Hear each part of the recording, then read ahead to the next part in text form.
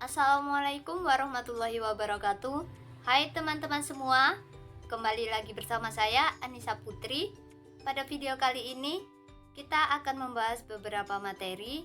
Di antaranya ada prinsip non-diskriminasi, konsep anti-tax avoidance, dan juga metode penghindaran pajak berganda dalam perpajakan internasional. Oke, kita masuk materi yang pertama, yaitu prinsip non-diskriminasi. Nah, prinsip non-diskriminasi ada dua. Yang pertama itu prinsip national treatment. Nah, prinsip national treatment adalah prinsip yang bertujuan untuk menciptakan harmonisasi perdagangan agar tidak terjadi perlakuan yang diskriminatif. Prinsip ini melarang negara memberikan perlakuan berbeda antara perusahaan nasional atau produk asing. Dalam prinsip ini terdapat konsep liberal yang membatasi campur tangan pemerintah dalam pasar perdagangan domestik. Sedangkan yang kedua ada prinsip Most Favored Nation atau disingkat MFN. Prinsip MFN adalah prinsip perdagangan internasional yang harus dilakukan secara non-diskriminasi. Prinsip ini mensyaratkan bagi suatu negara pemerintah untuk tidak memberikan perlakuan diskriminasi antara jasa dan pemberi jasa dari negara-negara lainnya. Oke, adapun disiplin atau kewajiban yang harus dilakukan negara peserta adalah sebagai berikut. Contohnya, negara peserta wajib memberikan perlakuan yang tidak berbeda atau biasa disebut no less favorable. Kemudian, negara peserta boleh menerapkan kebijakan yang tidak sesuai apabila kebijakan tersebut tercantum dalam aneks pasal 2 tentang exemption.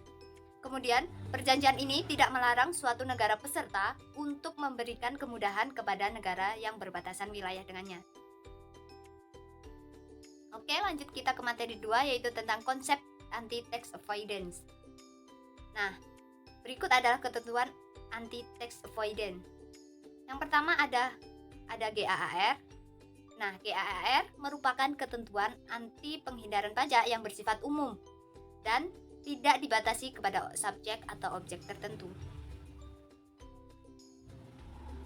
Sedangkan SAAR adalah ketentuan anti penghindaran pajak yang bersifat khusus. Nah, contoh dari SAAR yaitu seperti CFC Rule, Arm's Length Rule, Advanced Pricing Agreement, dan Debt to Equity Ratio. Nah, berikut adalah seputar GAAR dan juga SAAR. Nah, GAAR sendiri adalah General Anti-Avoidance Rule, sedangkan SAR adalah Specific Anti-Avoidance Rule. Nah, penggunaan GAAR bertujuan untuk mengantisipasi praktik penghindaran pajak yang belum diatur dalam ketentuan yang bersifat khusus. Nah, hal tersebut dilakukan dengan alasan bahwa skema atau praktik penghindaran pajak dari tahun ke tahun semakin canggih dan semakin sulit untuk dideteksi. Kendati demikian, GAAR sering dikritik sebagai penyebab ketidakpastian karena adanya direksi yang terlalu besar bagi otoritas pajak dalam menginterpretasikan motif bisnis. Nah, namun sebaliknya, SAAR sendiri memiliki relatif lebih kecil kemungkinannya dalam menimbulkan ketidakpastian pajak, mengingat bahwa ruang lingkup pemberlakuannya SAAR ini dibatasi. Oke, selanjutnya kita sudah masuk materi ketiga, yaitu tentang metode penghindaran pajak berganda. Nah, sebelum masuk metode, kita lihat dahulu bagaimana sih penghindar pajak berganda itu terbentuk. Nah, misalnya ada seorang WNI, dia adalah warga negara yang berdomisili di Indonesia atau warga negara Indonesia. Misalkan dia memiliki penghasilan atau bekerja di Australia, misalkan contoh. Nah, di dalam negara Indonesia itu terdapat peraturan perpajakan terhadap wajib pajak dalam negeri dan juga peraturan perpajakan terhadap wajib pajak luar negeri, subjek pajak luar negeri maupun objek pajak yang dari luar negeri. Begitu juga di Australia. Di Australia juga memiliki peraturan perpajakan sendiri terhadap wajib pajak dalam negeri mereka dan juga peraturan perpajakan sendiri terhadap wajib pajak luar negeri atau objek dan subjek pajak luar negeri. Nah, dengan adanya peraturan antara kedua negara ini, maka si WNI tersebut berdasarkan pemajakan domisilinya, Indonesia akan mengenakan pajak kepadanya. Dan juga Australia akan mengenakan pemajakan berdasarkan sumber penghasilan dia. Nah, sehingga WNI tersebut mendapat pajak berganda. yaitu dari Indonesia dikenakan pajak dan dari Australia juga dikenakan pajak. Nah, konsepnya begini. Seandainya kedua negara tersebut, Indonesia maupun Australia, tidak ada yang namanya peraturan mengenai dari luar wilayah terhadap luar wilayah objek maupun subjek pajak, keduanya tidak ada, maka tidak ada yang namanya pajak berganda di antara mereka. Begitu juga berlaku di negara-negara seluruh dunia. Nah, jadi intinya pajak berganda itu timbul akibat suatu negara memiliki peraturan terhadap objek atau subjek yang berada di wilayah kedaulatannya. Nah, sebelumnya kita sudah belajar mengenai bagaimana pajak berganda itu timbul. Selanjutnya kita akan belajar bagaimana sih penghindaran pajak berganda. Nah, dalam penghindaran pajak berganda kita tidak luput dari yang namanya P3B. Nah, apa sih P3B? P3B sendiri itu merupakan singkatan dari Perjanjian Penghindaran Pajak Berganda. Nah, Perjanjian Penghindaran Pajak Berganda tersebut adalah perjanjian pajak yang ada di lingkup internasional antar dua negara guna untuk menghindari pemajakan berganda. Contohnya adalah perjanjian antara Indonesia dan Australia. Seperti tadi, bagaimana agar tidak terjadi pemajakan berganda. Nah, perjanjian ini digunakan oleh penduduk dua negara tersebut untuk menentukan aspek perpajakan yang timbul atas transaksi mereka. Nah, bagaimana metode penghindaran pajak berganda? Nah, berikut ini beberapa metode penghindaran pajak berganda. Yang pertama ada metode tax credit atau pengurangan pajak. Nah, di sini ada 3, yaitu ada full tax credit method, ordinary tax credit method, dan juga tax sparing credit method. Nah, yang kedua itu ada pembebasan atau metode tax exemption. Nah, dalam metode tax exemption ini ada 4 jenis, yaitu ada full exemption method, ada tax exemption at the top, ada tax exemption at the bottom, dan juga proportional tax exemption. Nah, selanjutnya ada metode pembebanan pajak sebagai biaya atau disebut dengan tax deduction, dan juga metode tax rate reduction atau pengurangan tarif pajaknya. Oke, selanjutnya kita belajar satu persatu mengenai metode penghindaran pajak berganda. Yang pertama tentang metode tax credit atau pengurangan pajak. Nah, dalam metode ini penghasilan dari luar negeri adalah diakui sebagai objek pajak dan harus digabungkan dengan penghasilan yang ada dari dalam negeri. Namun, pajak yang dibayar atas penghasilan dari luar negeri tersebut dapat dikurangkan atau dapat dikreditkan dari jumlah pajak terutang di dalam negeri. Nah, dalam metode tax credit itu ada macam-macamnya. Yang pertama ada full tax credit method atau dalam artian adalah pengkreditan seluruh pajak yang dari luar negeri. Kemudian yang kedua ada ordinary tax credit method atau berdasarkan batas maksimum kredit pajak.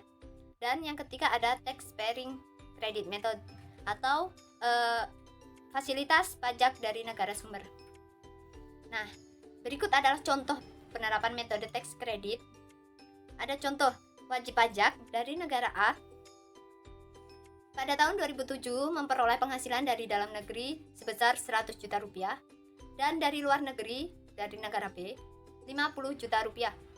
Nah, diketahui tarif negara A 25% dan tarif PPh negara B adalah 30%. Sehingga bisa diketahui pajak terutang di negara A itu jumlah penghasilan 150 juta dikali dengan tarif pajak A 25%, jadi 37.500.000 itu pajak terutang negara A, dan pajak terutang negara B itu 50 juta dikali dengan 30%, hasilnya 15 juta rupiah. Nah, bagaimana penghindaran pajak berganda berdasarkan metodenya? Yang pertama ada metode full tax credit.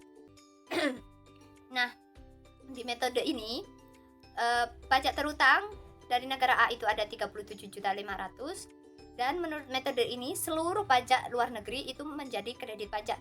Jadi sebesar 15 juta rupiah itu bisa dikreditkan semuanya atau seluruhnya, sehingga pajak terutang yang harus dibayar di akhirnya adalah 22.500.000 rupiah.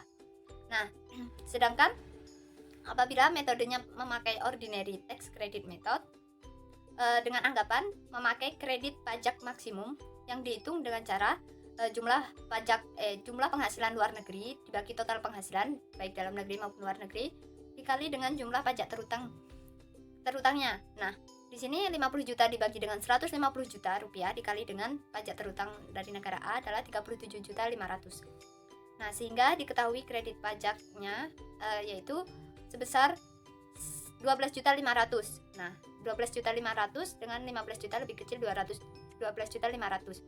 Sehingga pajak yang harus dibayar adalah pajak terutang dari negara A sebenarnya 37.500 dikurang dengan kredit pajaknya 12.500 sehingga pajak yang harus dibayar oleh wajib pajak adalah 25 juta rupiah. Yang ketiga, apabila dengan metode tax sparing credit. Nah, metode ini sebenarnya pajak negara sumber mendapat fasilitas. Jadi apabila pajak dari negara sumber itu mendapat fasilitas, misal pengurangan ataupun nihil, tetapi pajak tersebut tetap diakui sebagai pajak terutang di negara A. Sehingga apabila dia diakui sebagai pajak terutang, maka dapat dikreditkan atau dikurangkan. Nah, anggapannya seperti itu. Jadi menurut metode ini, pajak terutang di negara A ada 37.500 dan kredit pajaknya walaupun mendapat fasilitas tetap ada kredit pajak sebesar 15 juta rupiah, sehingga pajak yang masih harus dibayar adalah sebesar 22.500. Oke, kita masuk ke metode kedua, yaitu pembebasan pajak atau disebut dengan metode tax exemption. Nah, macam-macamnya ada 4. Ada full exemption, ada tax exemption at the top, dan ada tax exemption at the bottom, dan juga proportional tax exemption. Nah, menurut full exemption ini, penghasilan dari luar negeri bukan merupakan objek pajak. Jadi tidak diakui ya penghasilan dari luar negeri ini. Nah, menurut tax exemption at the top, penghasilan luar negeri tetap diakui, tetapi pembebasannya dihitung dari lapisan tertinggi. Nah, apabila tax exemption at the bottom, ini pembebasannya dimulai dari lapisan yang terendah. Dan yang terakhir, proportional tax exemption, itu pembebasan dihitung secara proporsional. Nah, contoh metode tax exemption, kita contoh penerapannya. Ada wajib pajak ABC penduduk dari negara A dalam tahun 2007 memperoleh penghasilan sebagai berikut. Dari dalam negeri ada 75 juta rupiah dan dari luar negeri ada 75 juta rupiah juga, sehingga totalnya 150 juta rupiah. Dan diketahui tarif PPh negara B adalah 30%, dan tarif PPh di negara A itu ada berlapis. Yang pertama, penghasilan sampai dengan 100 juta rupiah dikenakan tarif 20%, dan penghasilan di atas 100 juta rupiah dikenakan tarif 25%. Sehingga total PPh terutang, total penghasilannya 150 juta, berarti sampai dengan 100 juta rupiah dikenakan 20%, sehingga 20% kali 100 itu 20 juta, dan sisanya yang 50 juta rupiah masuk lapisan kedua di atas 100 juta rupiah dikenakan tarif 25%, sehingga 25% kali 50 juta rupiah itu 12.500, sehingga total PPh terutang itu ada 32.500. Nah, bagaimana penghindaran pajaknya berdasarkan metode masing-masing metode tax exemption? Yang pertama berdasarkan full exemption, yaitu dalam full exemption itu pajak penghasilan dari luar negeri itu tidak diakui atau bukan merupakan objek pajak, sehingga di sini wajib pajak dianggap tidak membayar pajak atas penghasilan luar negeri, dan penghasilan luar negeri juga tidak dihitung untuk pajak terutang di negara A, sehingga pajak terutang di negara A hanya penghasilan di negara A 75 juta rupiah dikalikan dengan tarif yang berlaku, yaitu di bawah 100 juta rupiah atau sampai dengan 100 juta rupiah 20%, sehingga 20% dikali 75 juta rupiah adalah 15 juta rupiah. Dan penghasilan luar negeri bukan merupakan objek pajak, sehingga tidak ada pembebasan, sehingga pajak yang masih harus dibayar adalah tetap 15 juta rupiah yang berasal dari negara A. Yang kedua, berdasarkan metode tax exemption at the top, pembebasan yang dimulai dari lapisan tertinggi. Contohnya adalah menghitung pembebasannya. Penghasilan luar negeri 75 juta rupiah, kita anggap lapisan pertamanya ada 50 juta rupiah dan lapisan kedua 25 juta rupiah. Sehingga 25% kali 50 juta rupiah ada 12.500 rupiah, 20% kali 25 juta rupiah ada 5 juta rupiah. Sehingga total pembebasan yang diperbolehkan adalah 17.500.000 rupiah. Untuk pajak terutang dari negara A ada 32.500.000, dikurang dengan pembebasan yang sudah dihitung 17.500.000, sehingga pajak yang masih harus dibayar tersisa 15 juta rupiah. Yang kedua, yang ketiga maksud saya, ada tax exemption at the bottom. Artinya pembebasan pajak luar negeri dimulai dari lapisan terendah. Hampir sama seperti yang sebelumnya. Contoh pembebasannya adalah apabila lapisan terendahnya misalkan 75 sampai dengan 100 juta rupiah, dibebaskan 20%. Berarti 20% dikali 75 juta rupiah, 15 juta rupiah. Nah, pajak terutang dari negara A totalnya tadi ada 32.500.000, dikurang dengan pembebasannya 15 juta rupiah, sehingga pajak yang masih harus dibayar ada 17.500.000 rupiah. Oke, yang terakhir ada proportional tax exemption. Nah, berdasarkan ini dihitung secara proporsional berdasarkan jumlah penghasilannya. Tadi jumlah penghasilan dari negara luar atau negara B itu ada 75 juta rupiah, dibagi dengan total penghasilan baik dalam negeri, luar negeri, yaitu 150 juta rupiah, dikalikan dengan perhitungan pajak terutangnya yang tadi ada 32.500.000 rupiah, sehingga 75 juta dibagi 150 juta rupiah dikali dengan 32.500, hasilnya adalah 16.250.000 rupiah. Nah, pajak terutang di negara A itu ada 32.500 dan pembebasan dari hasil perhitungan proporsional ada 16.250, sehingga pajak yang masih harus dibayar oleh wajib pajak adalah 16.250. Kita masuk ke metode yang ketiga, itu ada tax deduction, artinya pajak itu dianggap sebagai biaya. Pajak atas penghasilan dari luar negeri yang telah dibayar ya oleh wajib pajak diberlakukan sebagai biaya untuk menghitung PPh terutang. Nah, contohnya seperti ini. Wajib pajak negara A tahun 2007 memperoleh penghasilan dari dalam negeri 100 juta dan dari luar negeri 50 juta. Tarif dari negara A 25% dan tarif dari negara B atau luar negeri 30%. Nah, dianggap sebagai biaya artinya sebagai pengurang penghasilan atau pengurang dasar pengenaan pajak. Nah, di sini total penghasilannya ada 150 juta rupiah dari negara A dan B. Nah, pajak yang telah dibayar di luar negeri atau di negara B itu 30% dikali 50 juta rupiah, 15 juta. Nah, 15 juta ini yang telah dibayar oleh wajib pajak dapat sebagai biaya atau pengurang penghasilan yang nantinya akan dihitung sebagai pajak, dihitung di PPh terutang. Jadi penghasilannya 150 juta rupiah dikurang dengan pajak yang sebagai biaya tadi 15 juta, sehingga penghasilan yang akan dihitung untuk pajak terutang ada 135 juta rupiah. Nah, sehingga pajak terutang di negara A itu 25% tarifnya dikali dengan DPP atau penghasilannya 135 juta rupiah, sehingga hasilnya hasil pajak yang masih dibayar yang masih harus dibayar oleh wajib pajak ada 33.750. Seperti itu di metode tax deduction. Nah, apabila metode tax rate reduction atau pengurangan tarif itu seperti ini. Nah, berdasarkan metode ini penghasilan dari luar negeri adalah objek pajak, diakui sebagai objek dan harus digabungkan dengan penghasilan dalam negeri juga. Tetapi penghasilan dari luar negeri dikenakan tarif yang lebih rendah.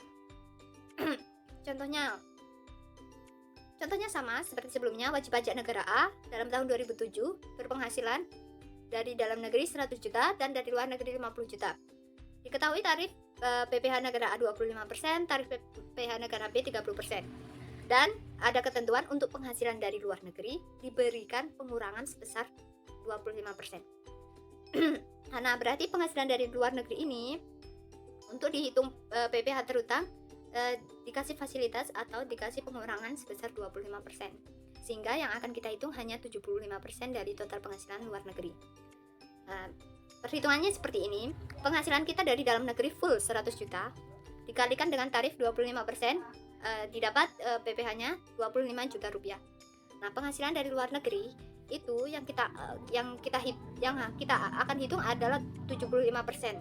Berarti 75% dikali 50 juta rupiah, yaitu penghasilan dari negara B, dikalikan dengan tarifnya 25%, sehingga hasilnya ada 9.375.000 rupiah. Sehingga totalnya pajak yang masih harus dibayar oleh wajib pajak ada 34.375 juta rupiah. Oke, terima kasih teman-teman semua yang sudah mendengarkan, menyimak, dan menonton video ini. Semoga materi tadi yang telah saya sampaikan dapat bermanfaat, dan saya mohon maaf apabila ada kesalahan dalam penyampaian. Saya akhiri. Wassalamualaikum warahmatullahi wabarakatuh. Sampai jumpa.